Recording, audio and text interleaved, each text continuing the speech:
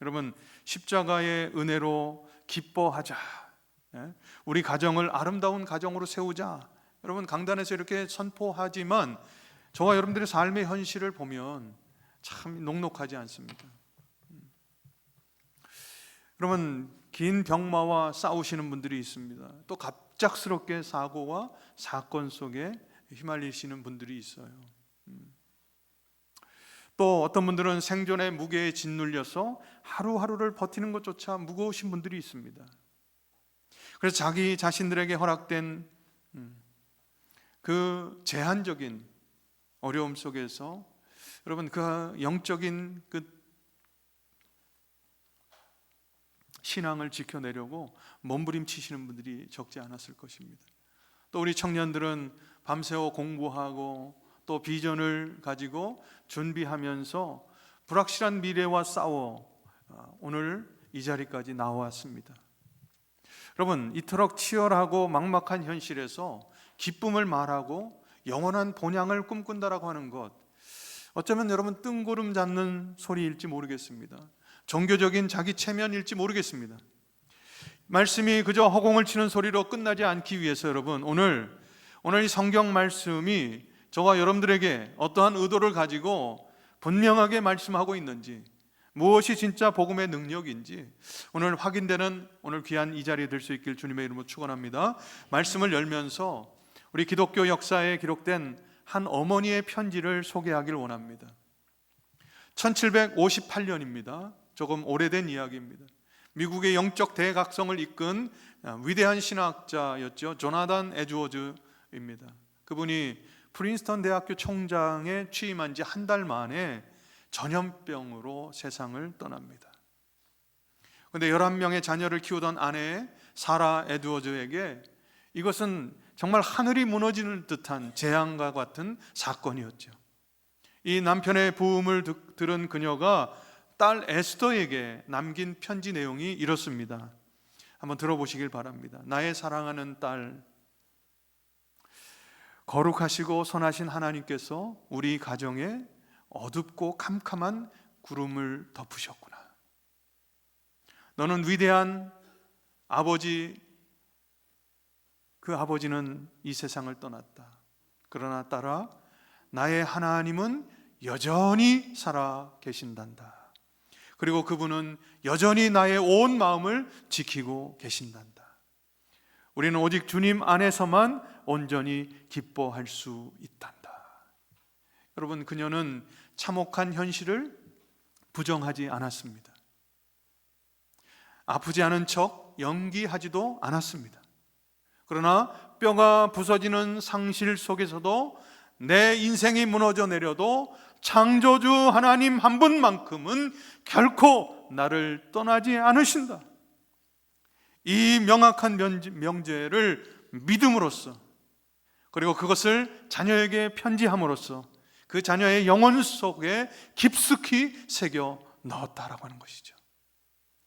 우리의 가정은 지금 어쩌면 팍팍한 삶의 한복판에서 자녀들에게 무엇을 물려주고 있는지 우리 한번 생각해 보는 시간이 되었으면 좋겠다. 어떻게 우리의 가정 가운데 대대로 흐르는 그 기쁨을 물려줄 수 있을지 우리 오늘 말씀을 통해서 깨닫는 은혜와 은총이 있기를 축원합니다. 여러분, 오늘 우리가 읽은 시편 78편은 아삽의 시입니다. 아삽은요, 다윗 시대의 찬양대 지휘자였습니다.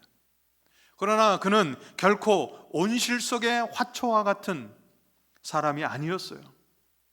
그는 악인이 형통하고 의인이 고통받는 그 부조리한 현실 앞에서 그는 시편 73편 2절에 가보면 내 발이 미끄러질 뻔하였다라고 고백하고 있습니다. 처절하게 영적 침체를 겪었던 지극히 현실적인 인물이었고요, 먹고 사는 일에 치이고 억울한 일에 신음하는 저와 여러분들의 일상과 다름없었던 사람입니다. 그런 그가 인생의 거친 풍랑을 다 겪고 난 후에 우리에게 가장 위대한 유산의 원칙을 던집니다. 여러분, 5절 한 번만 더 같이 한번 읽어봤으면 좋겠습니다. 5절 읽겠습니다. 시작. 여호와께서 증거를 야곱에게 세우시며 법도를 이스라엘에게 정하시고 우리 조상들에게 명령하사 그들의 자손에게 알리라 하셨으니. 여러분 5절에 보면 아삽은 하나님께서 우리에게 증거, 즉 에두트와 법, 토라를 주셨다라고 말씀합니다. 법은 우리가 지켜야 할 삶의 기준 아니겠습니까? 증거는 전적으로 부패한 우리가 어떻게 십자가의 구원의 은혜를 받았는지 그런 구속의 서사를 우리에게 보여주고 있는 것이죠. 이 은혜의 증거가 빠진 율법, 이 율법만 남는다면 어떠한 일들이 벌어질까? 여러분 어떻게 생각하십니까? 은혜가 먼저입니까? 법이 먼저입니까? 증거가 먼저입니까? 법이 먼저입니까? 오늘 본문은요, 은혜, 즉 증거가 먼저라는 것이죠. 저와 여러분들에게 있어서 그 증거들이 있어야 된다고 하는 것입니다. 증거가 앞서고 그 증거에 따라서 하나님의 말씀에 합당한 순종이 저와 여러분들에게 있어야 된다고 하는 것을 지금 말씀하고 있는 거예요. 그런데 9절에 가보면 에브라임 지파의 뼈아픈 실패를 고발하면서 이것이 역전된 것을 의미하고 있습니다. 은혜가 없어요. 말씀은 있는데 은혜가 없어요. 기도는 있는데 은혜가 없어요. 은혜가 없는 거예요. 그러면 이렇게 된다라고 하는 거예요.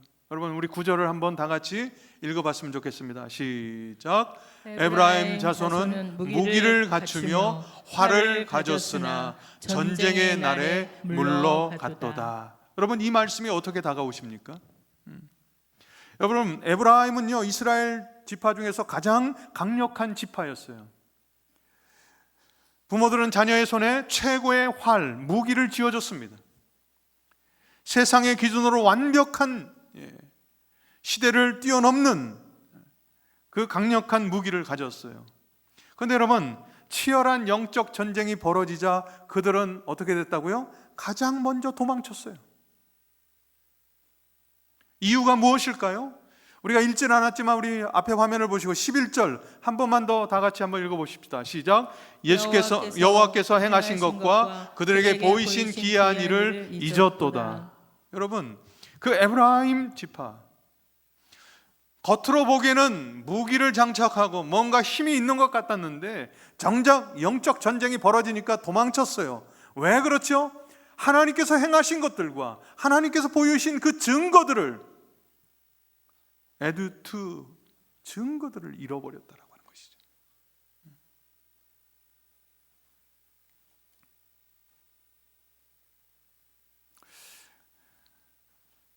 여러분 우리가 오늘 여러분들의 가정 그리고 여러분들이 지금 부모로서 살아온 시간들을 한번 돌아보았으면 좋겠다.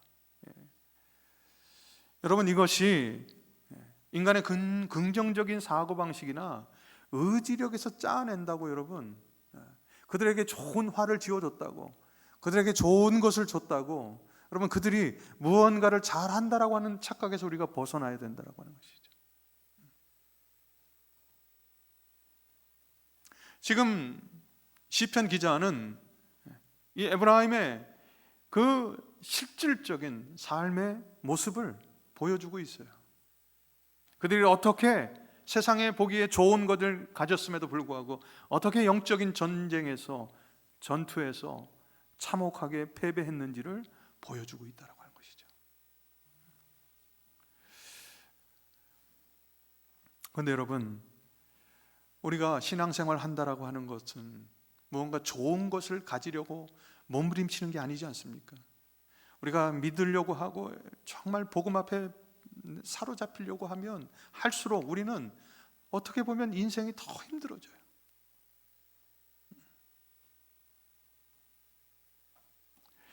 여러분 그 뼈가 부서지는 상황과 또 상실, 그 두려움 속에 우리가 처하게 된다고 하는 것이죠.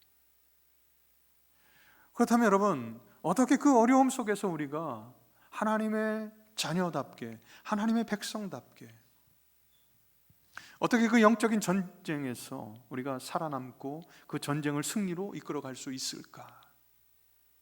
다른 것이 아니죠. 내 인생의 기둥이 무너져 내려도 천지를 창조하시고 우리를 구속하신 하나님 한 분만큼은 결코 나를 떠나지 않으신다라고 하는 이 확신이죠. 이것을 저와 여러분들의 심령 가운데, 그리고 우리의 자녀의 영혼 깊숙이 새겨 넣는다면 여러분, 세상의 그 어떤 환난에도 죽음조차도 끊어낼 수 없는 절대적인 섭리에 대한 신뢰가 있다면 여러분, 우리의 가정은 흐트러지지 않는다 말이죠.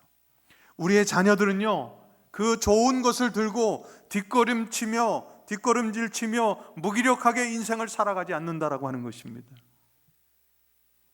여러분, 우리 한 번만 더 질문을 던져볼게요. 여러분들은 지금 무엇을 물려주고 계십니까? 삶의 위기 속에서 어떻게 그들이 무엇을 가지고 그 어려움을 돌파할 수 있도록 여러분들이 지금 돕고 계십니까? 오늘 이 말씀을 통해서 여러분, 정말 우리의 가정에 대대로 흐르는 이 기쁨, 이 흔들리지 않는 이 신앙의 유산이 아름답게 전수될 수 있기를 주님의 이름으로 축원합니다. 그럼 그러기 위해서 우리 시편 78편의 말씀을 우리가 깊이 묵상할 수 있어야 돼요. 거기서 두 가지 말씀을 드렸습니다. 증거라는 증거, 그리고 법입니다. 여기서 앞에서 말씀드렸듯이 증거가 먼저예요. 에투트가 먼저입니다. 그리고 토라는 다음이에요. 아니, 어떻게 목사님, 하나님의 말씀이 먼저지 증거가 먼저입니까? 여러분, 하나님의 그 증거를 말씀으로 기록해 놓은 거죠. 하나님의 하나님 되심을 나타내 놓은 것이죠. 여러분, 앞에서 말씀드렸듯이 토라는 우리가 지켜야 할 기준이라면, 이 증거는요, 전적으로 타락하고 무능한 우리가 어떻게 십자가의 구속의 은혜를 받았는지를, 하나님의 구속 사건을 우리에게 나타내 보여주고 있다라고 하는 것이죠. 그러니까 언제나 증거가 먼저예요. 저와 여러분들에게 가장 큰 증거는 무엇이죠? 예수 그리스도이시죠. 그분이 말씀으로 오셨잖아요, 그죠? 어떻게 보면 우선순위를 따질 수는 없지만, 그래도 오늘 본문 속에 비춰볼 때 하나님의 은혜가 먼저이고, 그 은혜에 감격해서 반응하는 그 법, 순종이 그 다음이라는 것이죠. 그런데 부모가 자녀에게 이 피 묻은 은혜의 증거를 전수하지 않고 껍데기만 남은 율법만, 세상의 성공만 물려준다라고 하면 어떠한 영적인 끔찍한 일이 벌어질까? 여러분, 상상이나 해보셨는지 모르겠습니다. 사사기 2장 10절에 가보면 여러분, 다른 세대가 되어버린 비극을 우리가 목도하게 되죠. 여러분, 여호수아가 함께 요단을 건넌 그 이스라엘 백성들, 그리고 여리고 성이 무너지는 것을 직접 보았던 그 부모 세대들, 그들이 자녀 세대에게 젖과 꿀이 흐르는 가나안 땅의 비옥한 재산은 성공적으로 물려줄지 몰라도, 그들이 여러분 그 땅에서 역사하시는 그 인격적으로 그들을 만나주신 그 하나님을 아는 지혜와 지식을, 그 구원의 감격을 쏙 빼놓고 그저 눈에 보이는 가나안 땅의 비옥함만, 재산만 물려줬다라고 하는 것이죠. 그러면 그러한 인생들이 다음 세대가 어떻게 됐다고요? 가나안의 음란과 우상의 풍요에 동화되어서 이제는 그들과 다른 세대가 되어버리고 말았다라고 하는 것이죠. 은혜가 빠진 풍요는요, 타락의 지름길이 되어버렸다라고 하는 것입니다. 이사야 39장에 가보면 여러분, 남유다에서 성군이었던, 하나님 보시기에 참 좋았던 왕 히스기야를 우리가 보게 됩니다. 그런데 더불어서 여러분, 그의 아들 므낫세의 참극을 우리가 목도하게 됩니다. 히스기야는 여러분, 죽을 수밖에 없는 상황 속에서 눈물로 기도하면서 15년의 삶을 하나님께서 허락하셔서 얻어내지요. 그런데 여러분, 그때 바벨론 사절단이 방문을 왔을 때 그는 어떻게 대처했죠? 하나님께서 나를 살려주신 그 증거들을 나타낸 것이 아니고, 그가 일궈온 금은 보화와 화려한 무기고 그것만을 열어 제낀 거예요. 그리고 자랑했습니다. 그 뼈아픈 결과가 무엇인 줄 아십니까? 은혜의 눈물이 아니라 자기 아빠가 쌓아올린 화려한 보물과 창고에 쌓인 그 무기들을 바라보면서 아들 므낫세는 역사상 전무후무한 악독한 우상 숭배자가 되었다라고 하는 것이죠. 결국 나라를 바벨론의 포로로 끌려가게 하는 원흉이 된 것입니다. 은혜의 서사가 끊겨진 자리에 남는 것은 여러분 세상적, 세속적 성취 뿐입니다. 그것은 여러분 영혼을 파괴하는 독약과도 같은 것이죠. 우리의 가정을 냉정하게 한번 돌아봅시다요. 저와 여러분들은 우리의 자녀들이 세상에서 도태될까 봐 두려워하지 않았습니까? 어떻게든 자녀 손에 세상의 좋은 것들을 쥐어주려고 여러분 몸부림치지 않았습니까? 그러면서 여러분 이렇게 동시에 얘기했죠. 예배 빠지지 말아라, 똑바로 살아라, 11조 해라. 이렇게 법만을 강조한 겁니다. 정작 부모를 살려낸 하나님의 눈물겨운 은혜의 간증은 식탁에서 완전히 사라졌어요. 말씀을 살아내고 그 말씀을 살아내면서 하나님 주신 은혜들은 나누지 못하고 그저 성경 지식만 가지고 그 율법적인 잣대로 아이들에게 똑바로 살아라 이렇게 얘기한 겁니다. 그것은 마치 여러분 너희들은 부족하고 나는 부모니까 완벽한 부모야 라고 하는 것과 똑같아요. 여러분 치열한 삶의 현장에서 실패하고 넘어졌지만 그럴 때마다 부모가 먼저 십자가의 은혜를 결사적으로 붙들고 있는 모습들을 보여줘야 하지 않겠습니까? 엄마 아빠도 너희들과 똑같은 연약한 사람들이, 우리도 힘들 때가 있고 우리도 흔들릴 때가 있고 우리도 연약할 때가 있다. 그렇기 때문에 예수님의 그 십자가의 은혜가 나에게도 필요해요. 우리에게도 필요하다라고. 그렇게 여러분 솔직하게 그 거룩한 밥상에서 여러분들이 고백할 수 있어야 된다. 이 진실한 은혜의 증거가 자녀들의 가슴 속에 심겨질 때요, 자녀들은 세상의 화를 의지하지 않고 환난의 때에, 그 두려움의 때에 하나님을 등지지 않고 하나님을 의지하는 자들이 된다라고 하는 것이죠. 여러분 이제 회복됐으면 좋겠습니다. 여러분들이 그 말씀에 부딪혀서 그 살던 그 뼈아픈 현실, 그 하나님 그 현실 속에서 주시는 그 하나님의 은혜를 경험하고 그것들을 좀 아이들과 나눌 수 있는 부모님들이 될 수 있길 주님의 이름으로 축복합니다. 아멘. 여러분 말로만 해서 되지 않습니다. 여러분 두 번째로 부모가 말하는 은혜가 가짜임을 또 진짜임을 어떻게 입증할 수 있을까? 여러분 어떻게 우리가 입으로는 예수님 한 분이면 충분하다 그렇게 말하면서 우리는 재정적인 위기가 찾아오고 또 자녀들이 성적 떨어지고 뭔가 계획했던 일들이 이루어지지 않으면 세상이 다 끝난 것처럼 이야기합니다. 근데 여러분 우리 자녀들은요, 우리 부모님들이 성공하고 잘되고 이러한 모습들을 보면서 신앙생활을 더욱더 견고하게 하는 게 아니고요, 그 부모님의 위선 없는 신앙생활, 말로는 예수님이면 충분하다라고 이야기하면서 앞에서 뭔가 일이 일어나면 그냥 한숨 짓고 한숨 쓰고 두려워하면서 걱정 근심하고 하는 그 부모들의 위선적인 모습을 보면서 신앙에서 멀어지는 거예요. 성공하지 않아도 뭔가 잘 되지 않아도 그 힘듦 속에서 예수님을 믿고 예수님을 의지하면서 예수님 한 분이면 만족합니다라고 하는 그 믿음의 고백을 들으면서 자란 아이들은 여러분 삶의 자리에서 패배자로 남지 않는다라고 하는 것이죠. 여러분 어떻게 부모가 말하는 은혜가 진짜 은혜로 우리 자녀 손들이 받을 수 있겠습니까? 그것은 오늘 요한복음 15장 11절의 말씀 속에 담겨져 있습니다. 우리 한번 다 같이 한 번만 더 읽겠습니다. 시작. 내가 이것을 너희에게 이름은 내 기쁨이 너희 안에 있어 너희 기쁨을 충만하게 하려 함이라. 여러분 이 말씀의 시간적 공간적 배경을 아시죠? 여러분 익히나 너무나도 잘 아실 것입니다. 십자가에 달리시기 몇 시간 전에 마가다락방에서 제자들에게 하신 말씀이죠.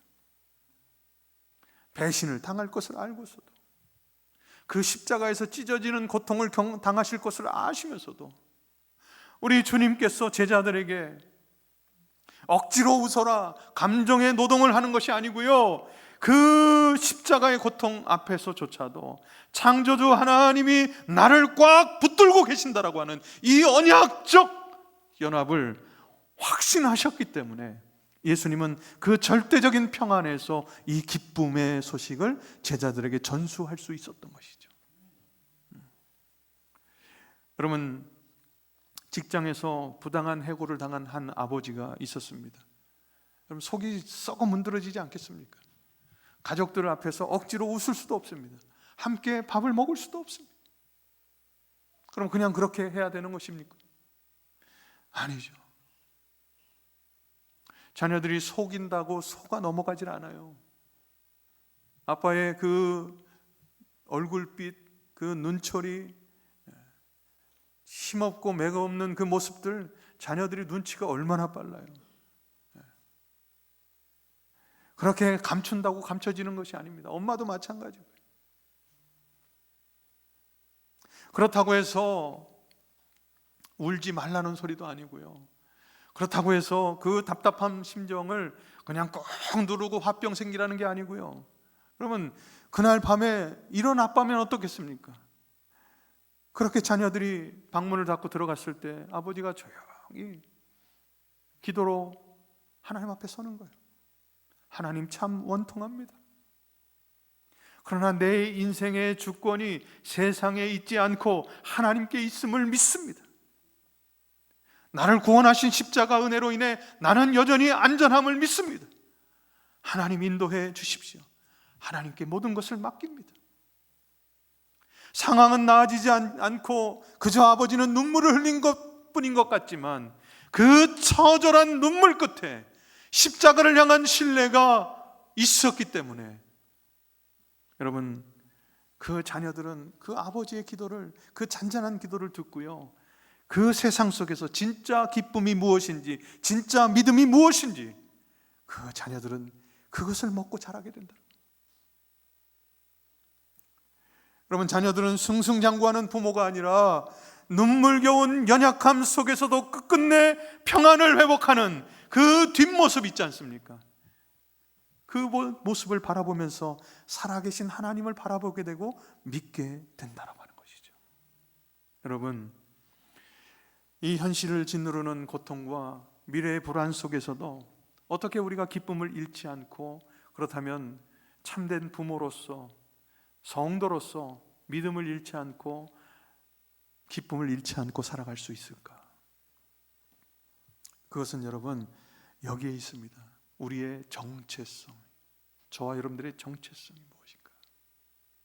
우리 한번 히브리서 11장 9절 10절 말씀 우리 앞에 화면 보시고 같이 읽었으면 좋겠습니다. 같이 읽겠습니다. 시작. 믿음으로 그가 이방의 땅에 있는 것 같이 약속의 땅에 거류하여 동일한 약속을 유업으로 함께 받은 이삭 및 야곱과 더불어 장막에 거하였으니. 여러분, 오늘 이 아브라함의 모습을 보면요, 그는 막대한 부를 가졌음에도 불구하고 평생 장막, 텐트를 치고 살아갑니다. 영원한 본향인 하나님이 지으실 터가 있는 성을 바라보았기 때문이라는 것이죠. 근데 반면에 여러분, 하나님을 떠난 가인의 후예들은요, 이 땅에서 영원히 군림하기 위해서 자신들의 이름을 걸고 성을 쌓지요. 그게 뭐죠? 바벨론이라는 성이죠.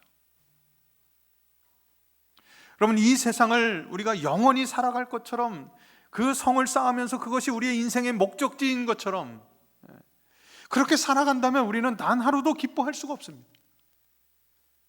돈이 조금만 부족해도 생존의 위협을 받는다라고 생각하기 때문이죠. 남보다 뒤처지면 불안해합니다. 견딜 수가 없습니다. 근데 여러분, 여기서 우리가 또 한 가지 빠지지 말아야 할 오해가 있습니다. 우리의 정체성이 하나님의 백성들이기 때문에 그 순례자적 삶을 살아간다라고 하는 것, 그러면 이 땅에서의 삶을 그냥 대충 살고 그냥 염세주의자들처럼 이거 뭐 해서 뭐해, 우리가 가야 할 곳은 천국인데 아무렇게나 살라라고 하는 것이 아닙니다. 그것은 비성경적인 것입니다. 다시 말씀드리면 이 세상에서 우리가 누리는 것들이, 추구하는 것들이 목적이 돼서는 안 된다라고 하는 것이죠. 그렇다고 해서 우리가 그것을 가치 없이 무가치하게 여기고 이것이 아무것도 아닌 듯 염세주의자들처럼 그냥 대충 살라는 게 아닙니다. 자신의 비전들을 찾아서 밤낮을 몸부림치면서 씨름하는 모습들이 우리에게 있어야 한다라고 하는 것이죠. 가족들을 먹여 살리기 위해서 치열하게 일터에서 우리가 최선을 다하는 모습이 있어야 된다라고 하는 것입니다. 치열하게 땀 흘려야 됩니다. 그러나 기억하셔야 돼요. 그 치열하게 땀 흘리고 열심히 애쓰고 수고하는 것이 우리의 목적이 아니라는 것이죠. 최종 목적지가 아니라는 것입니다. 우리의 정체성에 따라서 그것이 달라질 수 있어요. 우리가 세상을 벗하고 사느냐, 아니면 천국 백성다움이 우리의 삶의 자리에서 묻어나느냐, 그 정체성이 문제라는 것이죠. 여러분, 이 세상 한복판에서 하나님의 영광을 드러내기 위해서 우리에게 주신 그 사명, 은사들을 개발하고 열심히 여러분 갈고 닦고 최선을 다해서 하나님께 영광을 올려드리는 삶을 살아내야 됩니다. 그러나 이 텐트를 짓는다라고 하는 것, 여러분, 거기에 목적이 있어서는 안 된다라고. 언제든지 우리가 두 손에 쥐고 있다가 하나님께서 아니라 하면 내려놓을 수 있는 영적인 야성이 저와 여러분들에게 있어야 된다라고 하는 것이죠. 그것을 우리 자녀손들에게 가르칠 수 있어야 된다라고 하는 것이죠. 여러분, 우리의 신앙생활은요, 나 하나 잘하는 거에서 머물러 있어서는 안 됩니다. 복음을 전수하는 데 있어요. 복음을 전수하는 것이 저와 여러분들의 신앙의 목적이에요. 전하는 것이죠. 그러니까 여러분, 그것이 가족에게든지 이웃에게든지 저와 여러분들이 영적인 자녀든지 우리의 육적인 자녀든지 여러분, 그들에게 전수할 수 있어야 돼요. 이 복음이 진짜라는 것을 나타내 보여줄 수 있어야 된다고 하는 것이죠. 그러기 위해서 저와 여러분들이 정체성이 분명해야 되는 거예요. 어중간하게 왔다리 갔다리 하다가 보면 여러분, 가짜임이 판명이 납니다. 저와 여러분들은, 우리 등대교회는 진짜 복음의 영적인 야성을 소유한 하나님의 자녀, 아들과 딸들이 될 수 있길 주님의 이름으로 축원합니다. 여러분, 그러기 위해서 여러분들이 잊지 마셔야 돼요. 이 신앙생활은 나 혼자 와서 내가 신앙생활 하는 거, 거기에서 멈춰서는 안 된다. 복음의 전수자들이 되셔야 된다. 그러니까 여러분, 지금 가정의 달을 맞이해서 그것을 마무리하면서 6월의 첫 주를 열면서 이 말씀들을 마무리하면서 말씀드리는 건 무엇이죠? 그것이 출발점이 가정에서부터 시작되어야 된다. 그 복음의 전수가 이루어지기 위해서는 여러분들이 어떠한 환경과 상황 속에서도 기쁨이 가짜 기쁨이 되어서는 안 된다라고 하는 것이죠. 그 진짜 기쁨은 무엇으로부터 주어지는 것이죠? 완벽한 평안이죠. 근데 그 완전한 평안은 누가 주시죠? 예수 그리스도가 주시죠. 복음이신 그분께서 우리에게 평안을 주시고 그 평안이 기쁨이, 진짜 기쁨이 되게 하는 것이죠. 그럴 때 여러분, 자연스럽게 그게 전수되는 거예요. 오늘 우리의 삶을 한번 더 돌아보십시다. 오늘 이 자리에 앉아있는 분들 중에 완벽한 부모도 흠없는 자식도 없습니다. 저와 여러분들 모두가 연약하고 나약한 지체들입니다. 그러나 여러분, 그 나약함과 연약함 속에서 우리가 기억해야 될 것은 무엇이죠? 우리 주 예수 그리스도의 그 크신 은혜라는 것이죠. 우리와 같은 몸을 입고 이 땅에 오셔서 철저하게 나약해지셨죠. 그러나 그분은 죄와 타협하지 않으셨습니다. 그분은 죄와 사망의 권세를 이기시고 다시 부활하셨죠. 그래서 부활의 첫 열매가 되셨습니다. 저와 여러분들이 가야 할 그 길을 우리 주님께서 걸어가신 것이죠. 그러니까 여러분, 우리 예배 자리를 나서면서 우리 서로에게 이렇게 힘을 주었으면 좋겠습니다. 이렇게 삶에 지쳐가지고 이 등이 굽어져 있는 분들에게 그 어깨를 탁 잡으시고 힘내시라고 다독여 주실 수 있길 바랍니다. 우리 또 병상에 누워있는 가족들, 그들의 그 손을 붙잡고 기도하겠노라고, 힘내시라고 이렇게 위로해 주실 수 있길 바랍니다. 또 여러분들의 자녀들에게 괜찮다, 남들보다 조금 늦어도 괜찮다, 때론 넘어져서 무릎이 깨져도 괜찮다, 만유의 주제이신 하나님께서 너희들을 절대 너를 놓지 않고 계신다.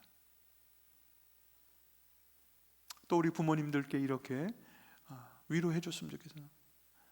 엄마 아빠 힘내시라고.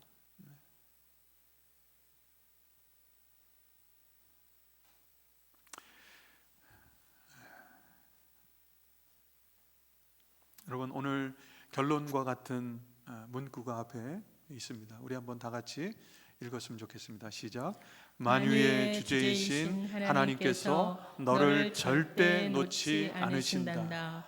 우리의 영원한 본향인 저 하늘에 예비되어 있으니 우리는 복음 하나만으로 넉넉히 이길 수 있단다. 할렐루야. 아멘. 여러분들의 자녀손들에게 이 믿음의 고백을 해줄 수 있는 한 주간이 될 수 있길 주님의 이름으로 축원합니다. 아멘. 기도하겠습니다. 우리 한번 여러분들